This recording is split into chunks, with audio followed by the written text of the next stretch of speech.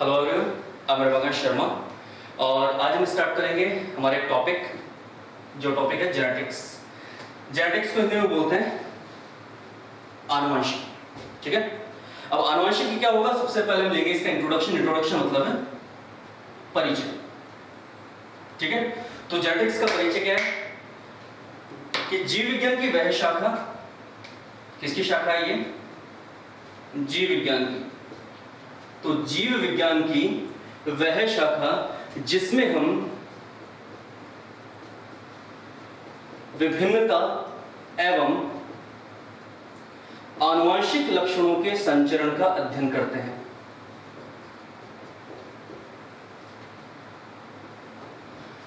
तो जेनेटिक्स क्या हुई, आनुवंशिकी क्या हुई? जीव विज्ञान की एक शाखा है जिसमें हम क्या करेंगे, एक तो विभिन्नता का अध्ययन करेंगे, मतलब माता पिता के जो लक्षण हैं जो संतान में स्थानांतरित होते हैं उनमें क्या अंतर आता है, क्या अलग होता है, उस विभिन्नता का अध्ययन करेंगे। और जो लक्षण स्थानांतरित हो रहे हैं माता पिता से संतान में, उन आनुवंशिक लक्षणों का अध्ययन जीव विज्ञान की जिस शाखा में किया जा रहा है उस शाखा को हम क्या कहते हैं? जेनेटिक्स या आनुवंशिकी।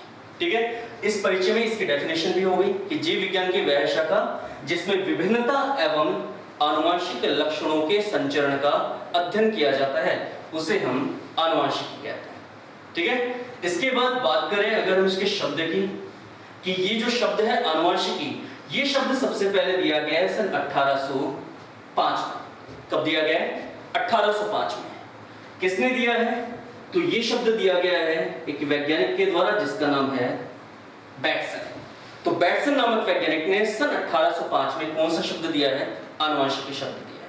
ठीक है, तो इंट्रोडक्शन हो गया और शब्द हो गया। शब्द किसने दिया है? बैटसन ने। कब दिया है? सन 1805 में। ठीक, इसके बाद अगर हम बात करते हैं आनुवंशिकी के जनक की। जनक मतलब father. Who is the father of genetics? तो आनुवंशिकी का जो पिता है या जो जनक है वो है ग्रेगर जॉन मेंडल। आनुवंशिकी का पिता किसे माना जाता है? ग्रेगर जॉन मेंडल को। ठीक है, क्यों माना जाता है? क्योंकि आनुवंशिकी से संबंधित जितने भी सर्वप्रथम अध्ययन किए गए थे उन अध्ययनों के आंकड़ों का सबसे पहला विश्लेषण किसके द्वारा किया गया? ग्रेगर जॉन मेंडल के द्वारा। ठीक है, इनसे रिलेटेड दो तीन इंपॉर्टेंट पॉइंट है। पहला, ये पूछा जाता है कि इनका जन्म कब हुआ।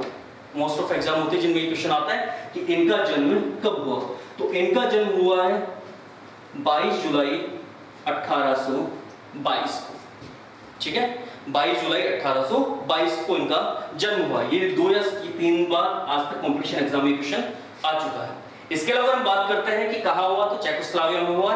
हेजेनडॉर्फ नाम का एक गांव था जो कोई नहीं पूछता, लेकिन डेट जरूर पूछी जाती है कि डीओबी क्या है? 22 जुलाई 1822। एक ये भी पूछा जाता है कि इनकी मृत्यु कब हुई। क्यों? क्योंकि इनकी मृत्यु से इनके जुड़े हुए जो एक्सपेरिमेंट हैं वो ज्यादा इंपॉर्टेंट है, क्योंकि उसी के 16 साल बाद इनके नियमों को सर्वप्रथम मान्यता प्राप्त हुई थी, मृत्यु के 16 साल बाद। इसलिए याद रखना कि मृत्यु कब हुई?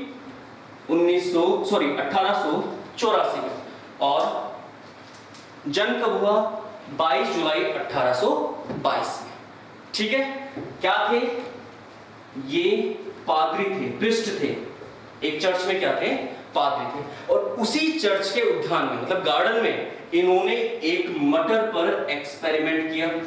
चूंकि ये जो मटर था उस गार्डन में उगा था, इसलिए इस मटर को उद्यान मटर भी कहा गया।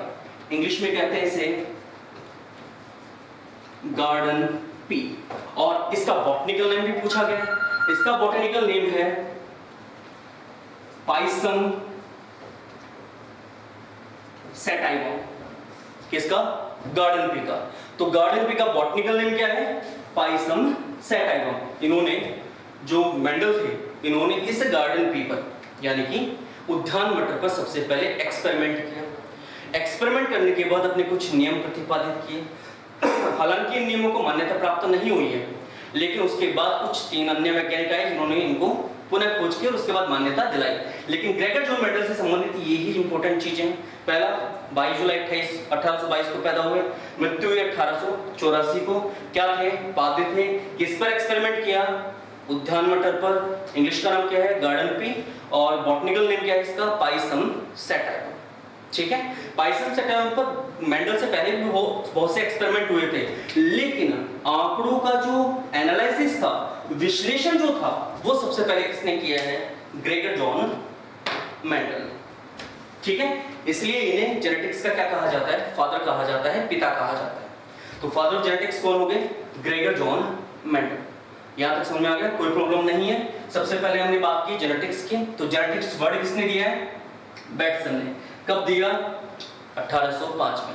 इसके पहले हमने डेफिनेशन की बात की, तो डेफिनेशन हमने इंट्रोडक्शन में देखा कि जेनेटिक्स क्या है? जीव विज्ञान की एक शाखा है जिसमें क्या करेंगे? आनुवंशिक लक्षणों के संचरण का अध्ययन प्लस उनमें पाई जाने वाली विभिन्नता का अध्ययन करेंगे। इसके बाद शब्द की बात करी ली हमने कि 1805 में शब्द किसने दिया है? बैटसन ने। जेनेटिक्स शब्द किसके द्वारा दिया गया? बैटसन के द्वारा। लेकिन जेनेटिक्स का फादर यानी कि जनक किसे कहा जाएगा? ग्रेगर जॉन मेंडल को। ठीक है, जन्म बता दिया 22 जुलाई 1822 को, मृत्यु 1884 को। क्या थे? पादरी। किस पर एक्सपेरिमेंट किया? उद्यान मटर पर। उद्यान मटर का बॉटनिकल नेम क्या है? Pisum sativum. इंग्लिश में क्या बोलेंगे? गार्डन। ठीक, यहां तक किसी को कोई प्रॉब्लम नहीं होनी चाहिए।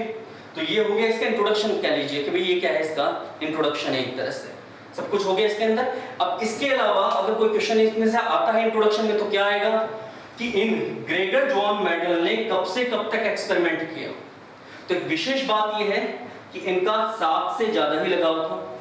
इन्होंने अपने प्रयोग कितने वर्ष के लिए किए? 7 वर्ष के लिए। और अपने प्रयोग में इन्होंने कितने लक्षणों का चयन किया? 7 लक्षणों का।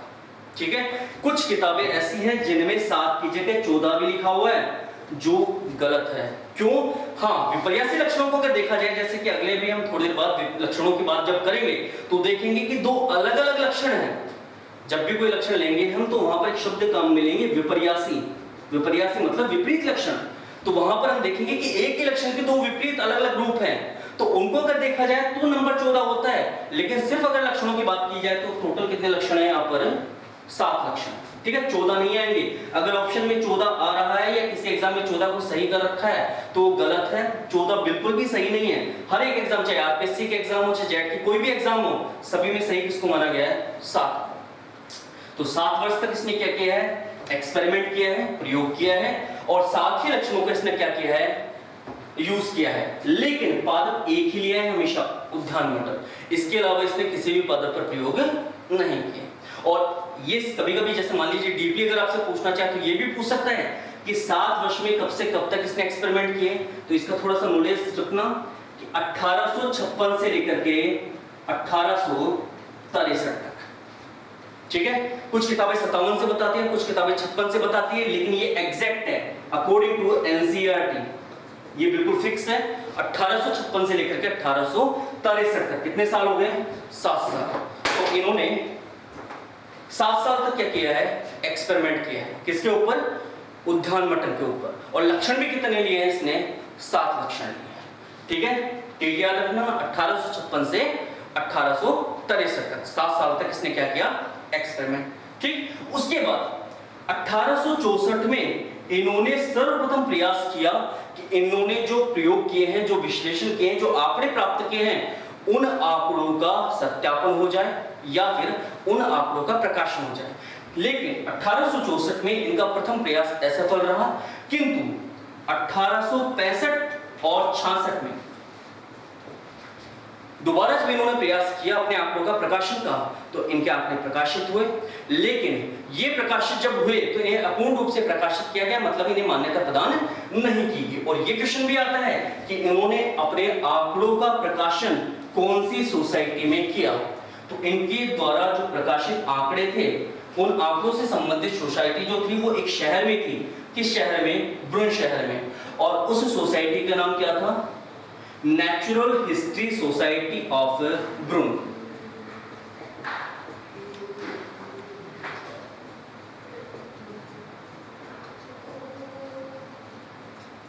ठीक है, सोसाइटी का नाम क्या था? Natural history society of Brunn. इस सोसाइटी में इन्होंने अपने आंकड़ों का प्रकाशन किया। ये भी बहुत ज्यादा इंपॉर्टेंट है। यहां पर 2 या 3 चीजें इंपॉर्टेंट है जिनमें ये भी बहुत ज्यादा इंपॉर्टेंट है। कि सोसाइटी का नाम क्या था जिसमें इन्होंने प्रकाशन किया, और इसके अलावा किस नाम से प्रकाशन किया अपने आंकड़ों का, वो भी इंपॉर्टेंट है। तो इन्होंने प्रकाशन किया था पादपों में संकरण नाम से। इनके जो प्रकाशन का नाम है वो है हाइब्रिडाइजेशन इन प्लांट, पादपों में संकरण। ठीक है, तो पादपों में संकरण इनके प्रकाशन का नाम है। कहां पर प्रकाशित किया? Natural history society of Brunn. इसे natural society history of Brunn भी कहा जाता है। कब प्रकाशित किया इन्होंने? 1865 से 66 के बीच में, 1865 से 66 के बीच में। ठीक है, प्रकाशित कर दिया, सब कुछ हो गया, लेकिन इनको किसी भी प्रकार की कोई मान्यता नहीं दी गई, इनका कोई नाम नहीं हुआ इस चीज के लिए। और उसके बाद लंबे समय तक ये जितने भी नियम उनके द्वारा प्रतिपादित किए गए वो सारे के सारे संसार की पहुंच से दूर रहे, मतलब किसी को समझ में नहीं आया कि इन्होंने कुछ किया भी है। ठीक है, उसके बाद जब इनकी मृत्यु हुई, मृत्यु के 16 साल बाद 1884 में इनकी मृत्यु हुई, उसके 16 साल बाद मतलब सन 1900 में 3 वैज्ञानिक आए और इन 3 वैज्ञानिकों ने मेंडल के जो नियम है मेंडलवाद, उसकी पुनः खोज की, और पुनः खोज के बाद फिर मेंडल के नियमों को मान्यता प्राप्त हुई। उसके बाद इन्हें प्रसिद्धि मिली, उससे पहले इन्हें पॉपुलैरिटी या प्रसिद्धि प्राप्त नहीं। ठीक है, ये पूरा का पूरा इंट्रोडक्शन हो गया, एक भी क्वेश्चन इससे बाहर नहीं जाएगा इंट्रोडक्शन में। अगर मेंडल से रिलेटेड कुछ पूछता है तो ये सारे पॉइंट्स इंपॉर्टेंट है, कुछ भी इसमें टफ नहीं है। ठीक है, एक बार और देख लेते हैं। इंट्रोडक्शन में क्या था? जीव विज्ञान की शाखा है, किसका अध्ययन करती है? आनुवंशिक लक्षणों के संचरण का और इसके अलावा विभिन्नता का। शब्द किसने दिया? 1805 में। किसने? बैटसन ने। जनक किसे कहा जाता है? ग्रेगर जॉन मेंडल को। मेंडल से रिलेटेड इंपॉर्टेंट बात है, पहली, जन्म कब हुआ? 22 जुलाई 1822 को। मृत्यु 1884 को। 1884 को जब मृत्यु हुई तो उसके 16 साल बाद सन 1900 में पुनः खोज इनके नियमों की, उसके बाद इन्हें प्रसिद्धि प्राप्त हुई। ठीक है, ये क्या थे? चर्च में पादरी। किस पर एक्सपेरिमेंट किया? उद्यान मटर पर। इंग्लिश का नाम गार्डन पी, बॉटनिकल नाम पाइसम सैटाइवा। एक्सपेरिमेंट कितने साल तक किया? 7 साल तक। कब से कब तक? 1856 से 1863 तक। लक्षण कितने लिए? वही 7 लक्षणों का प्रयोग किया। किस शहर की सोसाइटी में प्रकाशित किया? तो ब्रून शहर की सोसाइटी में प्रकाशन किया। प्रकाशन करने के लिए जो सोसाइटी थी उस सोसाइटी का नाम natural history society of Brunn. ठीक है, और प्रकाशन कब हुआ? सन 1865 और 66 के बीच। प्रसिद्धि मृत्यु के 16 साल बाद। और प्रकाशन का नाम क्या था? पादपों में संकरण, हाइब्रिडाइजेशन इन प्लांट्स। तो ये हो गया हमारा जेनेटिक्स का इंट्रोडक्शन। यहां से 100% कोई भी एक क्वेश्चन पुट हो सकता है, पूछा जा सकता है। ठीक, उसके बाद हम 2 पॉइंट पर और चर्चा करते हैं। पहला, मेंडल की सफलता के कारण। 2017 वाली एग्जाम के अंदर सीधा सीधा पूछा गया सवाल, सफलता के कारण कि मेंडल सफल क्यों हुआ। ठीक है, दूसरे बात करते हैं उद्यान मटर ही इन्होंने क्यों चूज किया? उद्यान मटर चयन के कारण। ये 2 पॉइंट अब हम बात करेंगे कि भाई उद्यान मटर का चयन क्यों किया और इसके अलावा सफलता क्यों मिली। ठीक है, तो सफलता मिलने के 3 मुख्य कारण। पहला, इन्होंने जब भी प्रयोग किया तो इन्होंने एक ही पादप लिया। इनके प्रयोग में हमेशा पादप एक ही था। कौन सा? उद्यान मटर या पाइसम सैटाइवा। ठीक है, पहली सफलता का कारण कि कोई दूसरा पादप लिए ही नहीं, बार बार एक ही पादप पर एक्सपेरिमेंट किए तो समान तरह के लक्षणों की इनको क्या हुई? प्राप्ति हुई। ठीक, तो एक ही पादप लिया हमेशा। दूसरा, जब भी एक्सपेरिमेंट करते थे इस पादप पे तो लक्षण भी हमेशा एक ही होता था। जब भी कोई एक्सपेरिमेंट किया तो एक्सपेरिमेंट के दौरान सिर्फ इन्होंने एक ही लक्षण का क्या किया? चयन किया। लक्षण को इंग्लिश में बोलते हैं ट्रैट। तो इन्होंने सिंगल ट्रैट या फिर कैरेक्टर का क्या किया? यूज किया। ठीक है, 2। तीसरी बात करते हैं अगर हम सफलता की, तो इन्होंने अपने आंकड़ों का क्या किया? सांख्यिकी विश्लेषण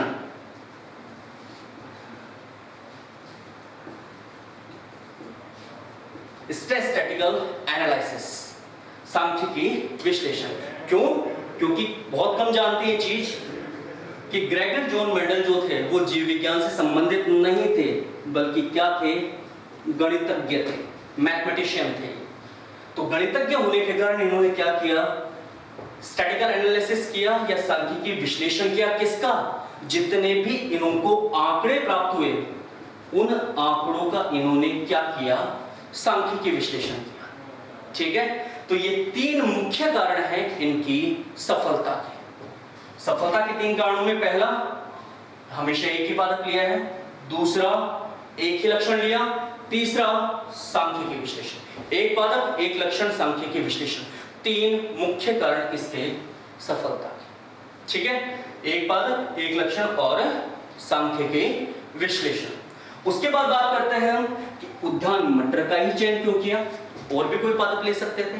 तो पहली बात इंपॉर्टेंट कि ये पादप कैसा है? द्विलिंगी पादप। कैसा पादप है?